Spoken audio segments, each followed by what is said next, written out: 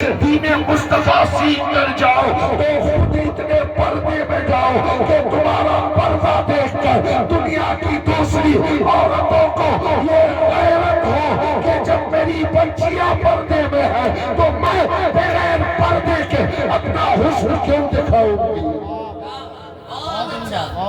اس لیے آپ کا کردار جب اچھا ہوگا تو معاشرے میں اس کا اثر اچھا پڑے گا، اور یہی مقصد ہے کہ عورتوں کے اور لڑکیوں کے مدرسوں کا۔ ورنہ آج لوگ کہتے ہیں کہ حضور دعائیں قبول نہیں ہوتی ہیں، حضرت مفتی احمد صاحب قبلہ دعائیں قبول نہیں ہوتی، اور میں نے خود دیکھا ہے بہت سے نمازی پریشان ہے، حاجی پریشان ہے، روزے دار تہجد گزار پریشان ہے۔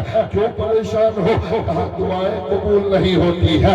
اللہ اللہ میرے دوستو، حضرت کے پاس آیا دعا کر دیجئے، دعا قبول نہیں ہوئی، مجھ سے کہا دعا کر دیجئے، میں نے دعا کیا قبول نہیں ہوئی، پیر صاحب کی بارگاہ میں گیا، حضرت دعا کر دیجئے، مولوی مولانا امام سب سے تھک گیا ہو، اب آخری امید آپ ہے، آپ دعا کیجئے۔ پیر صاحب دعا کرتے ہیں تب بھی قبول نہیں ہوتی۔ آپ نے کبھی غور کیا کہ دعائیں قبول کیوں نہیں ہوتی؟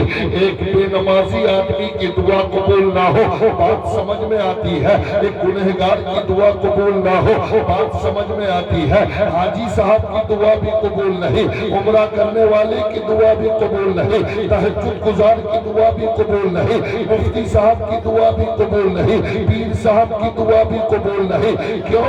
اس لیے کہ بیماری کہیں اور ہے، علاج کہیں اور تلاش کر رہے ہیں۔ اے میری قوم کے لوگوں، اللہ کے نبی کا فرمان ہے، جس گھر کی عورتیں بے پردہ ہو، جس گھر میں بے پردہ عورتیں رہتی ہو، جس گھر کی بیٹیاں بغیر دوپٹے کے ٹیوشن اسکول اور کالج جاتی ہو، جس گھر کی مائیں اور بہنوں کے سر سے پردہ غائب ہو، اس گھر کا نمازی باپ اگر دعا کرے تو اس کی دعا قبول نہیں ہوگی۔ جس باپ کی بیٹی بے پردہ ہو، وہ باپ پوری رات تہجد پڑھ کر دعا کرے، دعا قبول نہیں ہوگی۔ جس گھر کی بہن بغیر پردے کے غیر محرموں کو اپنا حسن دکھاتی ہو، اس گھر کا بھائی حج کرنے کے بعد دعا کرے، دعا قبول نہیں ہوگی۔ اس لیے کہ نبی فرماتے ہیں کہ جس گھر کی عورتوں کا پردہ نہیں ہے، اس گھر کے مردوں کی دعا اللہ قبول نہیں فرماتا ہے۔